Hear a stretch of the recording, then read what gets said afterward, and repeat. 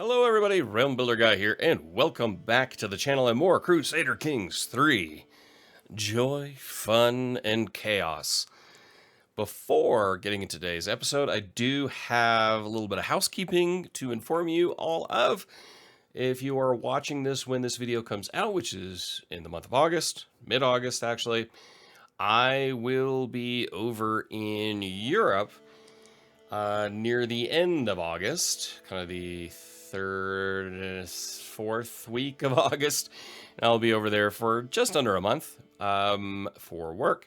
So in that time, content here on the channel will go at a significantly slower pace because I simply do not have the ability to pre-record that much content at the current rate of publishing, just to also maintain sanity and somewhat healthy work, hobby, YouTube, life balance, and a healthy relationship with my wife and kids. So along those lines, please bear with me then here on the channel in the next few weeks where there's just going to be a little bit less content. I do have some other things I want to throw into the mix in that time. Hopefully I'll get to it. And yeah, including kind of talking a little bit about the tabletop role-playing game Darkness of Ur that I am working on, where I have a playtest out now. And there's a link here on the community channel where you can check out a little bit about that. And it is available, playtest, on my Patreon with a link down in the description. So enough of that, and let's get into today's episode. So let's unpause this at one speed while I talk you through what kind of some of my thoughts are. Now that Queen Sarah, has fended off some of the initial onslaught she dealt with. Yes, she lost some territory here. And yes, we do have with our daughter an alliance, because our daughter is actually outside of the country. She inherited the title from our late husband, and so her liege is actually the King of Poland. So it's a little weird, it's a little complex, but you know, such is the world in 1202 AD in the world of Crusader Kings 3. So what is Queen Sarah's approach? So I appreciate all the comments. The comments on the videos, the engagement on these videos has been absolutely phenomenal, despite obviously the view count dropping after the first 3-4 episodes, which is absolutely normal on long form Let's Play content. It goes down significantly after that. All right, we've got Duke Pere Ramon of Barcelona, who wants to pay homage. Of course, we will allow him in. But before we do that, I do want to finish what I'm saying. A lot of comments suggested that Sarah, basically swear fealty to the Emperor of Francia and maybe eat the empire up from the inside. She's a queen. She could do it and not lose rank. That I did think about that. Actually, a lot about that. However, given that Sarah, let's bring her up here real quick. Given that Sarah is an arrogant, cynical, paranoid, charismatic negotiator with a focus on intrigue and diplomacy and a little bit of learning here as well, I just don't think she would do that. In my personal estimation, she's far too arrogant, too haughty, has too high of an opinion of herself and what her father had built, that she would then subjugate herself and her people back into essentially France. So we're not going to do that unless it's massively forcing our hand. Not going to do that. Still have some people that say should switch characters and play the uncle, Richard, the younger brother of King Henri. Not going to do that. I have no interest in doing that. We are going to play down this line of this family until it just doesn't work anymore. If Queen Sarah would have had to been forced into abdication, yes, I mean, she would have been unlanded and then the game would have forced our hand. The game has not forced my hand, and therefore we're going to continue with Queen Sarah, the disgraceful, and her child and children. So she's going to begin some, let's say, web weaving. She learned that from her father, but beyond just purely going down the scheme side, it's also about diplomacy. And part of that diplomacy is going to be she needs children. She's going to use her children as tools in the alliance game. She understands that she is in a rather precarious position as a kingdom with, right now we've got 4,300 levies and really not much beyond that. 4,300 soldiers total. Levies are rebuilding. Everything is rebuilding, and only really one ally. Yes, we also have our daughter as an ally, and Duke Richard of Poitiers, the nefarious uncle. But she needs more. She needs more external allies outside of the confines of the Empire of Francia for when the day comes that she has to deal with Francia again. Because obviously any internal allies will not go against their liege lord. So that is the plan. So it's going to be about finding a spouse, and not one that gives the best alliance or prestige gain. No, she's going to find the spouse. And she is pragmatic enough in this that will give her the best chance at having really good children. Really, not like good as in nice. She doesn't care about niceties, but to expand. She saw the downfall of her father, the fact that her brother died at a young age, and then she took over. This is a shortcoming of her father that she does not want to go down. She's also going to work on her stress a little bit, kind of decompress, chill a little bit, maybe a day spa or something along those lines. And so that's really what we're going to do here. After we deal with the Duke, Pere Ramon of Barcelona, or of Aragon, of Barcelona, yes, we will then look for a suitable spouse, ignoring everything except traits and abilities. I know that's a little bit gamey, but that's okay. She's kind of, bring them to me and I shall judge them based on what I think they are like. So, with that out of the way, we can show in Duke Pere Ramon. I wait patiently on my throne for the arrival of Duke Pere Ramon, who is soon announced and ushered before me. He kneels in deference as attendants bring forth his gifts of coin and precious objects. The oath is taken, and scribes record his pledges to serve the kingdom of Aragon. At last I bid the Duke arise, confirming my satisfaction in Pere Ramon's gifts to the lands he rules in my stead. I accept your generous gifts, Duke Pere Ramon. So he gains 75 prestige. The court gains 6 grandeur. We gain 150 prestige, 210 gold. The dynasty Anjou gains 150 renown. So now court grandeur has been increased to level 7. See if there's anything on here. Already dealing with working on the Archbishop. The other thing is we are working on county control. I believe somewhere down here. Yes. In those new territories, we'll go back to men, work on it there as well. Once he is done, this is still going to be a little bit, so I'm not overly concerned about that at this time. So with that out of the way, let's go into the marriage game and find a suitable husband. But first, King Nuno's friendship. While his numerous attempts to curry my favor I have not gone unnoticed, cannot feel but irritated by King Nuno's sudden interest in me, and I cannot shake the feeling the man's intentions are not pure. But he still has a certain charm. No, I'm not going to do that. Why can he not leave me in peace?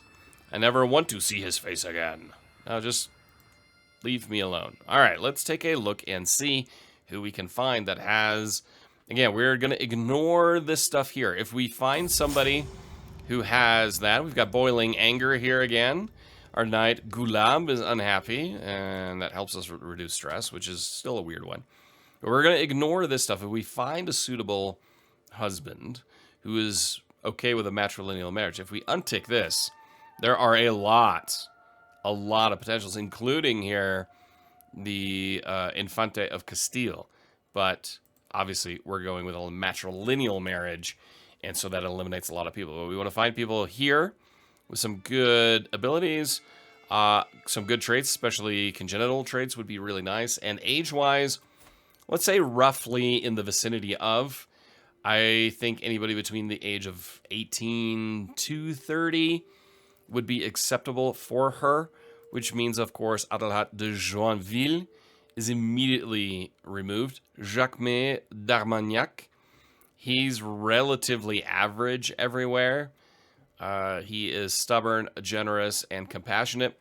One other of these traits that obviously would be of interest then is someone who's lustful, because that helps. So I am not going to do this with you watching because it's super boring. I'm going to go through this list and see who we can find. So, we have found somebody. Again, I'm not worried about alliances or anything like that. We are looking at mainly needing children and traits, age, and other things. We are looking at Litpolden. So he is scarred. Attraction opinion +5, because everyone digs a scar. Prestige goes up. He is intelligent. He is reclusive. So, I mean, that hurts his stewardship and so on. But the intelligent trait is great. He's also a fortune builder. He's deceitful. He's brave. He's got a lot of decent abilities in this realm. And I do like that. So he is one of the main targets. So Manasses Litpolden. He's a Catholic Rhinelander. So Frankish heritage, High German language. They will absolutely accept. We'll lose 200 prestige, but I'm not worried about that. Again, it's his age, his health. He's feeling fine, but the chance of children is high. So this is one of the main things. Now, the reclusive I don't like, but there is one other. We have Viscount Nordheim Innsbruck. He has claims on the Duchy of Carinthia, the Duchy of Tyrol, the County of Innsbruck, and the County of Linz. No alliances. Chance of children is high. We actually gain some prestige. Same physical trait, congenital, is intelligence. Now, he is gluttonous, which isn't great. Attraction opinion drops. It's sinful to Catholics. Health-wise, he's also fine. He is also cynical, but he is humble. He's pretty average in this area here, but he's only 17. But the chance of children being high, plus the claims, is kind of a nice thing to have. If we look at them, they're all over in modern-day Austria. So those are the two. And honestly, Viscount Nordheim Innsbruck, Viscount, he is the man for our Queen Sarah, because he's, let's just say, average. There's nothing here where we're like, oh god, that's really bad. He's got some decent traits, and he's intelligent. So, whereas Manasses that we saw before was maybe slightly better in some of these areas, the fact that he was reclusive really bothered me. So everyone has something to knock against him. With him, it's gluttonous. But the chance of children is high, and there's no hit against prestige. It's not about alliances. And so the decision will be to go with Viscount, who's unlanded, which isn't bad. I mean, we could give him lands if we wanted to eventually, but with the claims, the congenital trait, and not being reclusive, this is the direction we are going to go. I, Viscount, gladly accept your hand in marriage. May Saint Brigitte bless our union, my perceptive wife. Excellent. And we have a new perk here in diplomacy. Well, we're going to have to do firm hands, so monthly prestige per dread up by 1%. Now, if we take a look at her, there is her spouse. And what we can do is immediately begin with seduction. That is something we could take a look at. Seduction 75%. Sway Jordan Beckett. No, we still need to do that. I believe Jordan Beckett. Yes, he is our Archbishop. So we're going to continue with Bishop Beckett before we do anything else. The troublemaker, my vassal Count Sancho, approaches me, rage in his eyes and cat in his hand, held by the scruff of his neck. As he thrusts the cat in my face, I see that it is my dear Shadow. I found this little monster among my things. What wasn't scratched to bits was covered in piss. I'll compensate you. She is just a cat. You know what, Count Sancho Bayo? Go away. I shall dismiss you from my presence. So once the good Archbishop is properly swayed, then Sarah will start looking closer at Her husband, rare solitude, slippery when wet. Bathing alone is a rare treat for me. As the queen, I am attended at all times, either by genuine servants or else by vassals looking to have a quiet word without interruption. Even something as intimate as cleaning myself is subject to that. Gently leveraging my languid form from the bath, I grip the edge and step forward, an awaiting stack of folded towels, except not quite. My foot still wet slips, and it's only through reflex that I stop myself toppling to the floor. I should be more careful, I suppose. Uh-oh. Someone gunning for the queen. So we can change Duke Leon's contract here. We're going to ask for more cash. So we will use a hook there to modify that. A declaration of love. I am walking the gardens with some of the ladies at court when I notice Count Bartolomeo of Quercy approaching. I step aside to let him pass, but to my great surprise, he blocks my path and kneels before me. Before I have time to properly process this turn of events, Count Bartolomeo begins to sing. I quickly recognize the tune. It is a famous Angevin love ballad. I've heard it performed countless times, but never with such skill and passion. The intense emotions of the song are mirrored in Bartolomeo's gaze, which you can't really see because he's wearing a helmet. He does not look away for a single heartbeat. You flatter me, my lord. Abandon this foolish endeavor immediately. No, you flatter me. Oh, there he is. He's okay. He's 42. I don't know, buddy. I don't know. We may be out of your league. Count Sancho has invited us to a feast, which we will promptly ignore and decline. We just recently had a run-in with him. I don't feel like that would be prudent. Okay, the grandeur has now been decreased. Your counselor Amaury has died. So we need a new marshal. And Duke Eustache of Orléans would be a very good one indeed. That makes him happy because he's a powerful vassal. Melisande de Beauchamont has arrived. She has a claim on the county of Auxerre. And we have a Liberty faction, Count Nicholas of Saumur. He is a covetous absolver. Well, I am not worried about you in the slightest at this time. Oh, the Teutonic Order has been established. Interesting. Interesting. It's nice to see that. Countess Benoit's hunt. Hunting isn't really something the Queen is overly interested in, but we are going to take a look at some of these accolades. We can see the Jordan Beckett has been swayed. Greetings, Queen Sarah of Aragon. I have heard good things about you, and I am interested in starting a written conversation.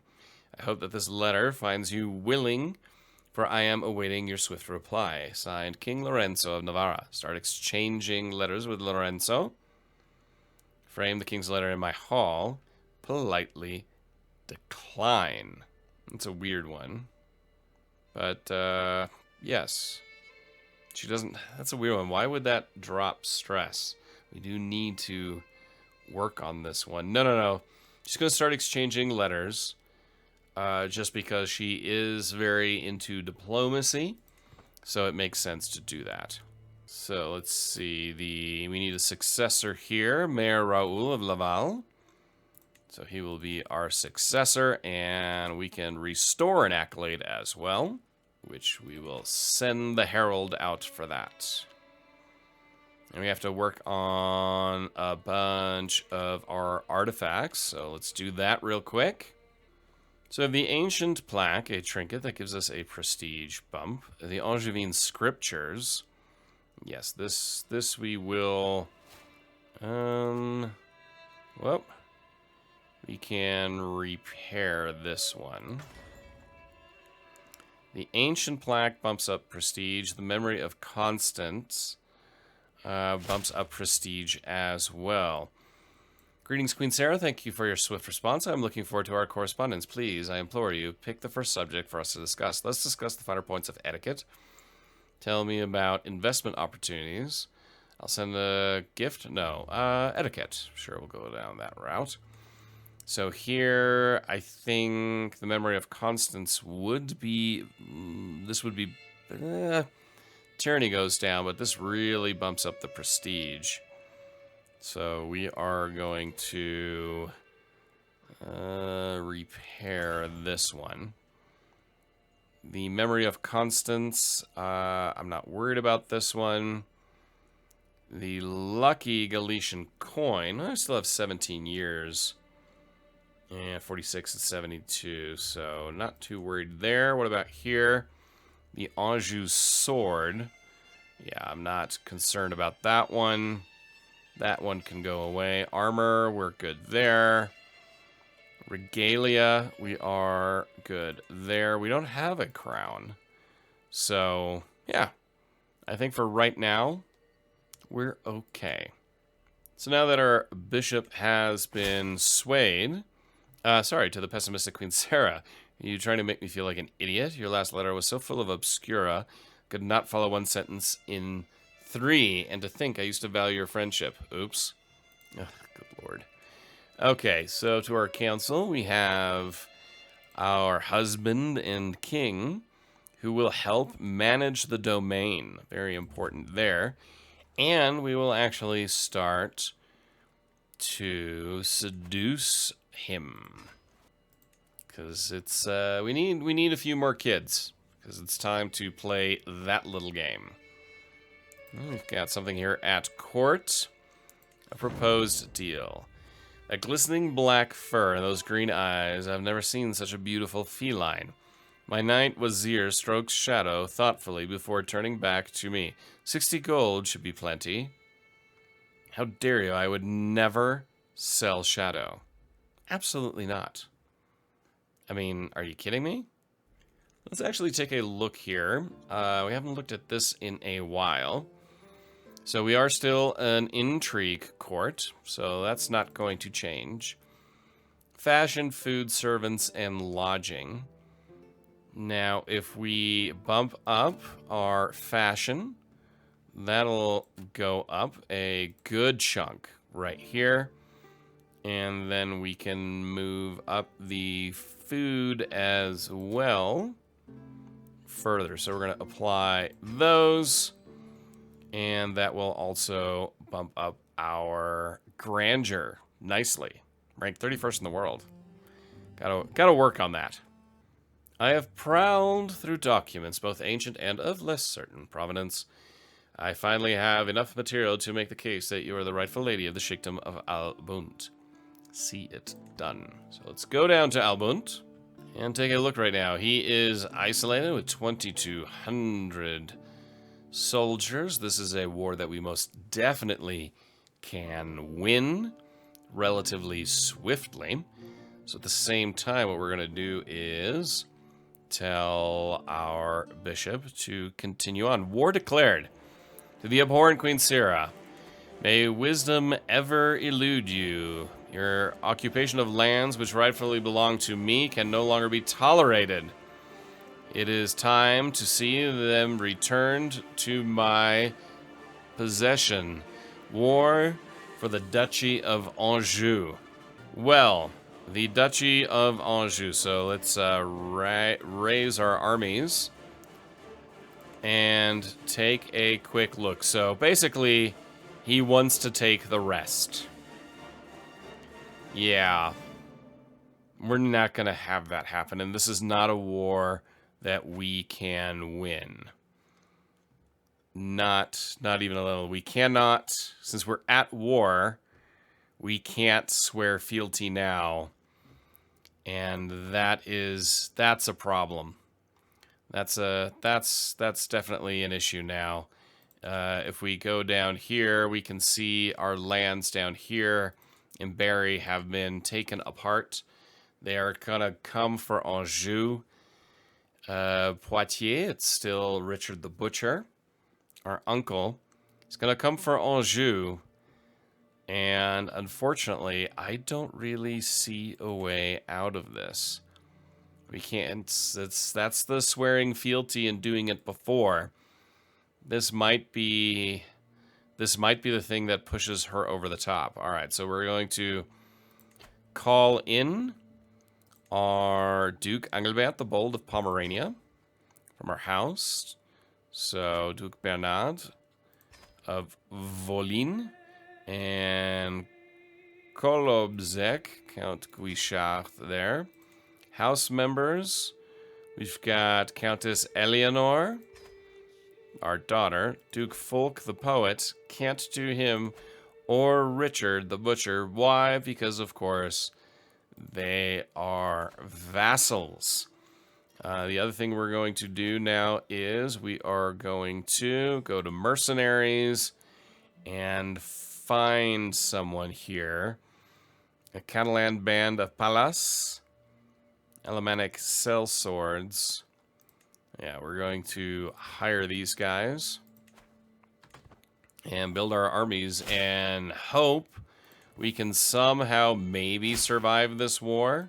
The grateful Queen Sarah, your assertive presence is like stars in the sky. I wish only to follow your command that I may touch the divine. How I long for you. He has captured my essence on parchment. Most undoubtedly. So time for some allies to come in. We are now going to join these forces. Let's take a look at our commander. Volkard of Uslingen. He is a cautious leader. Count Hartwig. He is a holy warrior. He's an aggressive attacker. We have a lot of aggressive attackers. A military engineer. That might not be bad, to be perfectly honest. Siege phase time to go down. And now we will look and see where the enemy comes from. I'll move our armies up north here because... okay, they're all coming from the south. Proof of devotion. My Lady Sarah. My winsome pearl, Count Bartolomeo of Quercy, is kneeling in the dust before me, right hand above his heart. My only desire is to bring you honor and happiness. Pray tell me, how can I prove my love for you? Slay a wolf and bring me its pelts. Duchess Nua's necklace looks lovely. Bring me something unusual, an exotic orchid, perhaps. Okay. So now we're going to move our troops here to Ile-de-France and hope. Beneath those layers, how should I approach King Vicot? He seems like a reserved individual who prefers silence as a companion. At least that's how he appears on the surface. Who knows what sort of person he is in private? Is he meek and submissive, or perhaps passionate and fiery?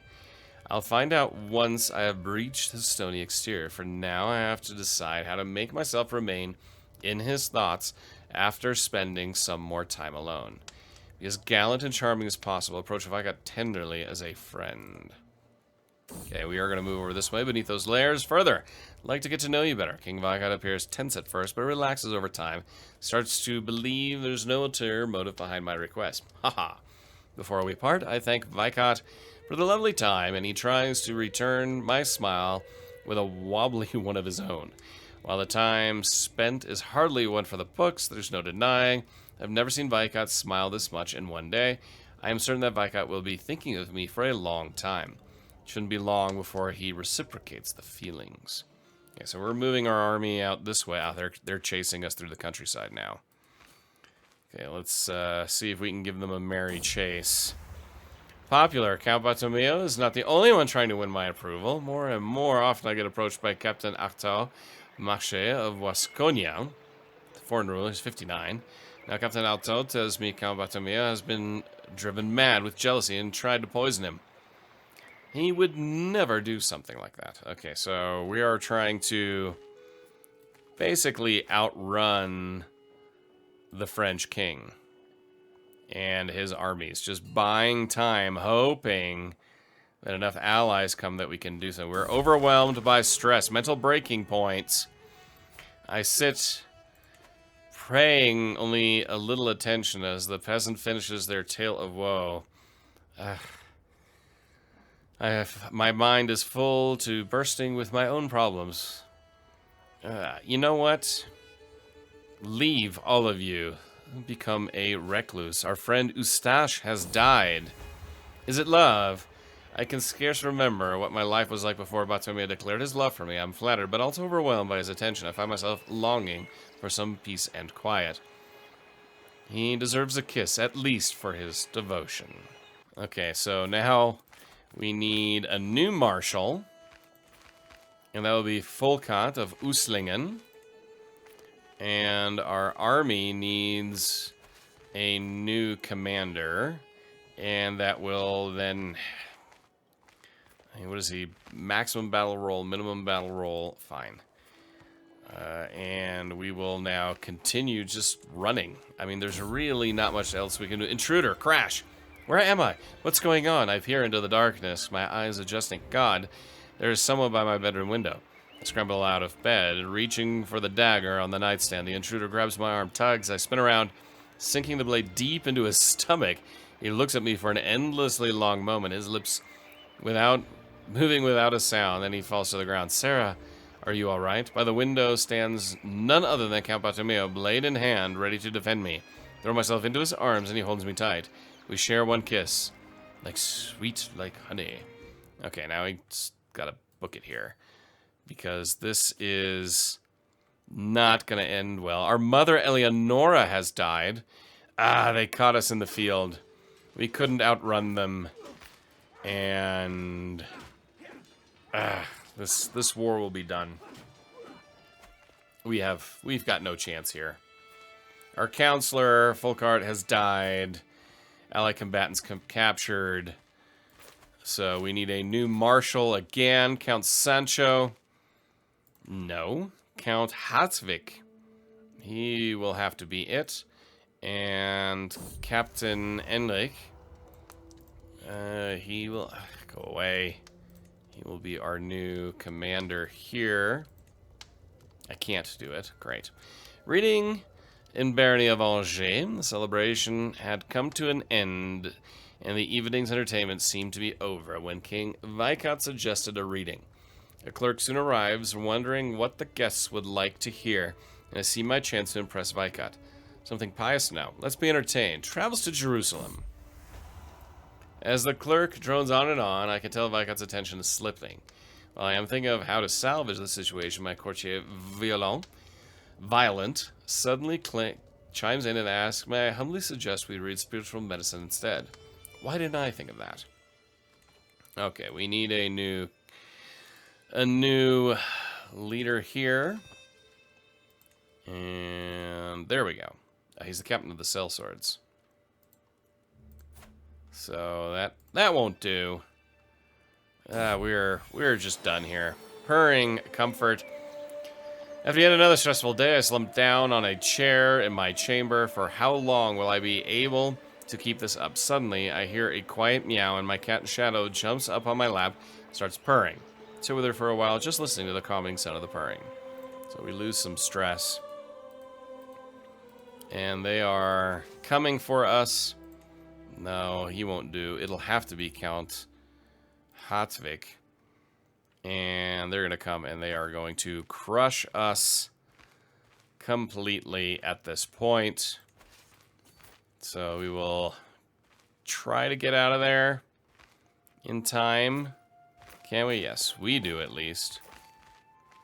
They're just going to keep following. And they catch us yet again, or they catch our allied army in the field. Their allies come in, and that shall end that. This war, we have no true chance in winning this. Unless, of course, we somehow capture the king, which just is not going to happen. Sting of rejection. You're a serene woman, Sarah, but I do not like you like that. Really? Only God knows what the future might hold for us. Oh, yes, of course. Thanks. Anjou is under siege. I mean, really, the best chance we have is actually killing the king in the field, but I doubt that's going to happen. My special has come to me with grave news. We do not know yet. Someone is plotting to kill my knight, Arnaud. I've got to figure out who is behind this. And as we limp around, there's not much else we can do. Ile-de-France is far too high of a fort level. It's fort level 9. That's, we just don't have the ability to do this. So we're going to lose Anjou. We're going to lose our heartland. And what has kind of been a goal throughout this series for the Plantagenets, I mean, we went to war with England to capture these lands. England, by the way, is at war. And Francia is just gonna, like someone said in the comments, it's a death by 1,000 cuts. They are going to just continue to eat up our lands bit by bit by bit. Okay, so we are able to siege Paris.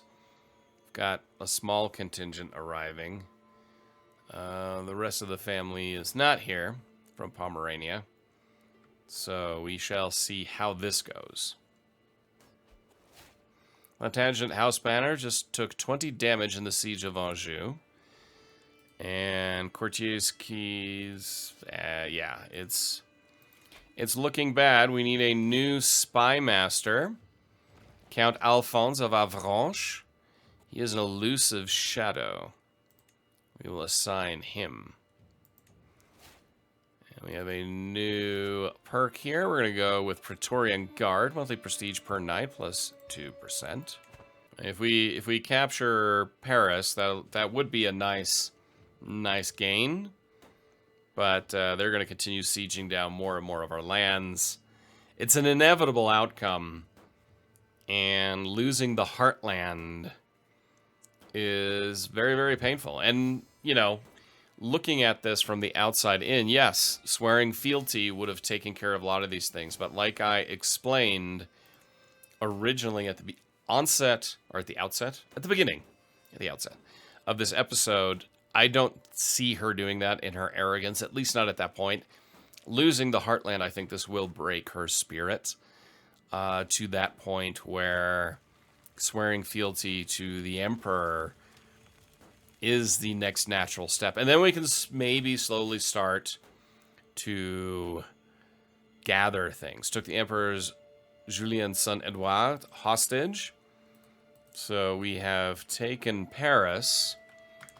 And now we're so totally screwed, really. But we need to move out because that army is just gonna absolutely clobber us again. Quick grandeur has increased to 7. Awesome. That's just great. Okay, so they are no longer chasing us. Yeah, I mean, they can just siege things down and that'll take care of it. I think what we're going to do is we're going to head over to Amiens with our troops, and we're going to start sieging down some of their lands as well. I mean, that's really all we can do in this protracted war with the Empire. But they're going to carpet siege our lands, and there's not really anything we can do about it. Let's actually take a quick look here. Our prisoners, we have a lot for 5 months. Where is he? Prince Edouard. Take the vows. That's what we can negotiate on terms of release. Ransom for a hook. What can we do here? Offer peace. Enforce demands. It's not really anything we can do there. White peace. We can surrender and get absolutely crushed. You'd think there would be more options that we can do with this. And at the end of the day, it could be horrible and kill the child. But you'd think there would be more leverage to be had, but there simply is not, which is unfortunate. We're gonna siege down parts of Francia and see what happens. Well, there come 850 allies, finally, from the Plantagenet Pomeranian lands. Not that they help us much right now. War declared. Greetings, Queen Sarah. The Castilian Iberian Reclamation of Aragon by King Nuno of Castile. Excellent. So, the Emperor of Francia is looking at taking our French holdings. The King of Castile is looking at taking the Iberian holdings, and we can't even defend it because we are locked in a war here in northern France, and they just continue to carpet siege us. So, yeah, this is not great, to say the least.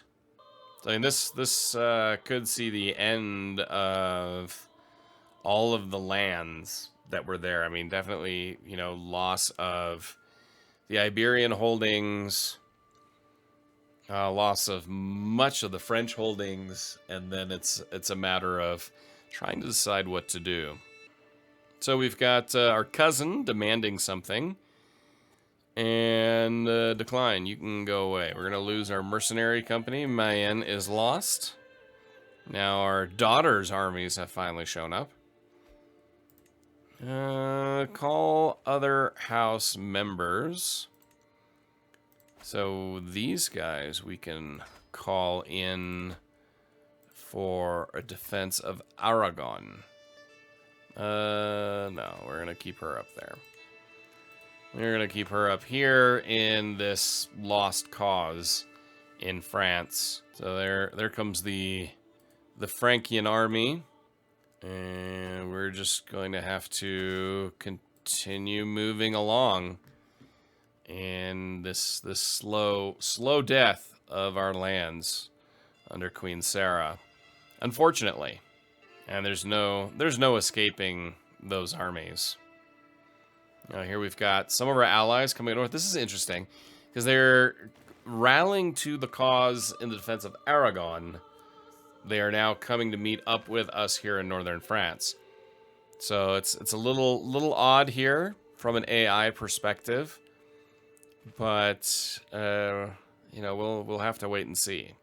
You know, we are now actually in combat with one of our, I mean, allies fighting each other. This is just weird. I mean, acquaintance Geoffroy has died. Yeah, it's just weird. So our allies fought each other and us and lost. See, it's another battle here. I mean, we're basically killing ourselves. True ruler, offer vassalization acceptance plus 20. So yeah, this is just mechanically AI-wise really weird. Lure of vendetta. The hole my cousin Fulk's death has left in my heart remains clawed open each time I think of his foul killer, and the justice that remains to be served. This is Duke Angevin the Bold of Pomerania. Day after day, the cruel logic of revenge dominates my thinking, fueled each night fitful dreams where I see Othon and all House Anjou racked by the same grief my family endures. By God and sword. Plantagenet feud has begun. But it matters not if we continue to lose all these lands. Rise of the Mongols. Word has reached me that a new leader has risen up among the barbarian tribes of the distant steppes. This Kagan Temujin has declared himself the ruler of the universe, Genghis Khan, and has sworn to conquer the entire world. Awesome. I do love that one. Genghis Khan is a deeply fascinating historical figure, and there are some great books about him that I do recommend you check out if you have an opportunity. Genghis Khan and the Creation of the Modern World, I believe it's called, is a really, really good book. Great read. So we need a new steward. We will assign, is there anybody here? Pere, sure. Liberty demand, of course. Of course. No. Recognize the ancient and alien rights. I guess I have no choice. You get the law autonomous vassals. Vassals provide less levies and taxes. Yeah, I have no choice. We cannot deal with that war right now. And again, our allies are fighting each other, thus weakening our forces totally. And it's just so bizarre.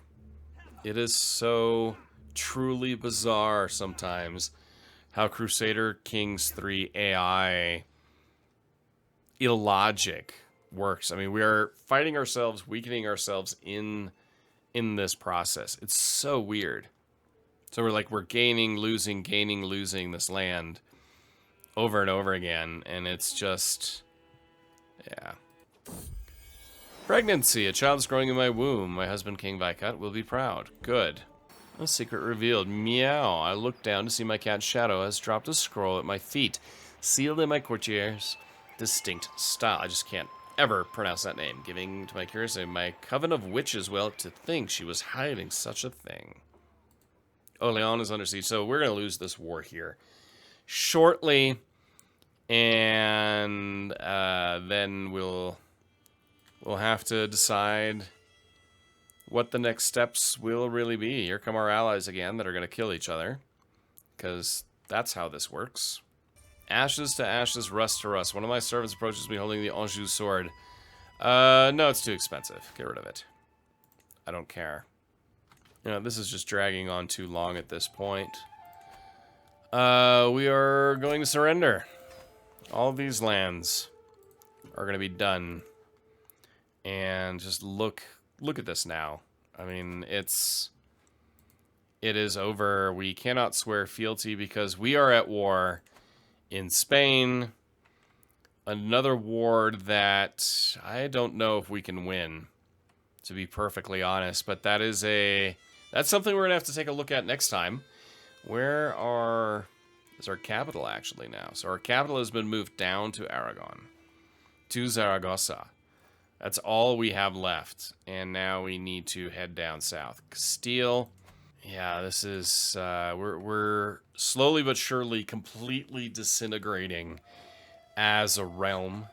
Which essentially could mean a disintegration of this series. Very, very shortly. Timely that I'm leaving for a little bit. If this continues along these lines. I don't foresee us being able to win this one. We've got 8,000, they have 10,000. It'd be close. We rally the troops and head down south. I mean, there's always a chance. We've got some dynasty members we're going to call in to these wars, but they have virtually no troops because our allies were butchering each other at the same time. And it's just frustrating how sometimes the AI rules over things. But we're going to have to move all of our forces to the south in hopes that we can defeat the Castilians. But that's going to have to wait. We're going to move all the way down here. But that's going to wait until next episode. Let me know your thoughts. This was a devastating episode. We are losing the realm. And odds are Francia is just going to come in and take the rest. And then Castile is going to... there's a good chance we're going to lose Aragon. And then we'd be left with like these weird slivers. At which point we need to swear fealty. Without a doubt. Without the Iberian lands, we need to swear fealty to Francia. And completely reconceive what's going to happen next. It's hard to say. I mean, the Emperor has taken the heartland himself. I mean, we can eat up some of these lands again from people if we become a vassal and basically rebuild internally. That would be one direction to go. And then maybe it's time to move over to Richard and his heirs. But I'd be curious to know what you guys think down in the comments below. Till next time, don't forget to hit the like button. I'm Rembler Guy, and I will talk to you soon. Bye.